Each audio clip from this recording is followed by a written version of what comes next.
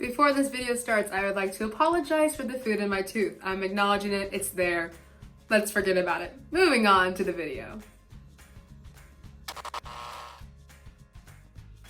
Hi guys, welcome back to Daily Diabetics. This week's theme is bad habits as a type 1 diabetic. We all have them.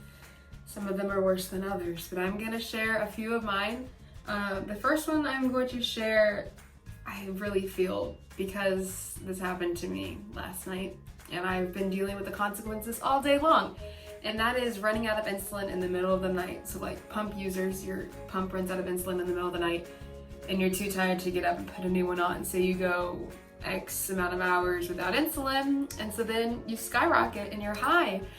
And then you battle that high all day long and it doesn't come down, and then you get sick. Me today, it was awful. I thought I was gonna die. Like I couldn't stand up without being dizzy and nauseous. And eventually I did throw up. It was awful. And then eventually it came down. It was like double arrows down, and then I went back up. And then eventually it was a steady downfall. And then I went and worked out. And then I dropped low, of course, because you know, that's just how it works. It's never convenient. So yeah, and I always tell myself I'm never gonna let it happen again because the consequences are awful and it just seems to keep happening to me. So there's that one. I don't recommend, it's awful and I wish I could change it, but I seem to fail at not doing it anymore. It just keeps happening to me. Number two, I'm sure all of you all can relate to, is binge eating when you're low, because when you're low, everything in the world sounds good, so you just eat everything because you're low. Yeah, and then again, the consequences, you just end up being high. This third one is, I hate to say it, but I will say that I'm getting better about it. And I don't know why, but I got into this weird habit of it, and that is bolusing after I eat, or forgetting to bolus, and just not taking insulin until you're high, or just completely forgetting you're diabetic when you eat, like essentially. So you just eat and you don't take insulin. And then eventually you do, sometimes you do, sometimes you don't. But I'm getting better about it because my diabetes got out of hand and I had a doctor's appointment and they whipped me back into shape. So I'm working on it, gotta get the A1C down, but we're getting better. But that was a very bad habit and it was not helpful for my A1C because I'm just constantly high. And I'm also not the best about taking corrections. But again, I'm working on it and I'm getting better, but taking corrections and just bolusing after you eat, if you're lucky, if you even remember to. Number four is, I don't use alcohol swabs to clean sites, to clean my finger. Like, I don't clean anything, I just do it. I don't know how bad or how terrible that is. It hasn't caused me any problems in the past. I just put a new site on and rip the old one off, and that's it. There's nothing else to it. Number five, this is a running problem, and I don't even look at it as a problem anymore because it's just my normal, and that's not carb counting. You just kind of guesstimate on everything, which sometimes it's right and sometimes it's totally wrong, and you pay the consequences of that. But it never crosses my mind. I never want to take the energy out to go and, you know, actually check the carbs and things. And I would say I'm pretty good about guesstimating because I've had diabetes for 10, going on 11 years soon. So I have a general idea, but sometimes it's just like, I have no clue how many carbs are in this, but I'm just gonna guess. And that's not the greatest idea ever, but I continue to do it. So there's that.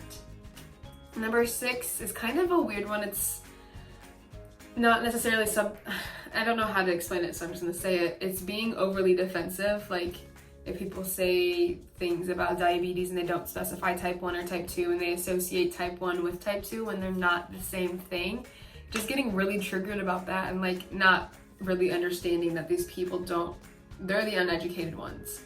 I get so angry about certain things, or like there'll be posts or like that one, like diabetes, especially when people are like, this food is gonna give me diabetes. There was one time I was coming back from a school trip and we made a pit stop at McDonald's, and one of my classmates walked in. He's like, this bus smells like diabetes.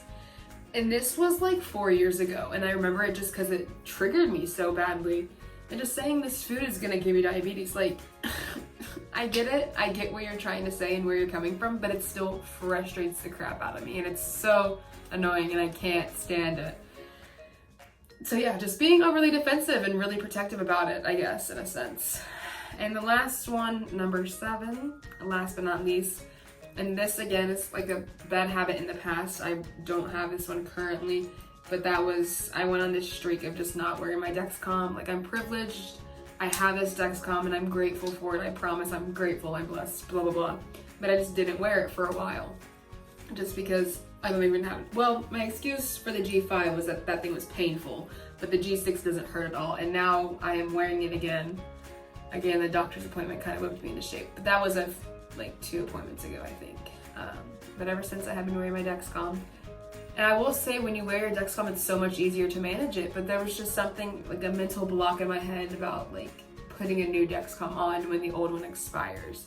There was just something about that I didn't want to put a new one on, and I knew it didn't hurt, but just I didn't want to. But now I actually have mine right here. So I'm wearing it. That's again a weird sight. I know, I'm full of weird sights. Last time it was right here, and now it's just under my boobs, so there's that. But yeah, those are 7 bad habits that I have had in the past. Leave your bad habits in the comments down below, because it's interesting to see other people's bad habits and to relate to them, and just to see how many people have the same bad habits as you. I hope you guys enjoyed this video. Stay tuned for the rest of the week's videos of other bad habits. And like I said, comment down below your bad habit, and I'll see you guys next week. Thank you guys so much for watching. Bye!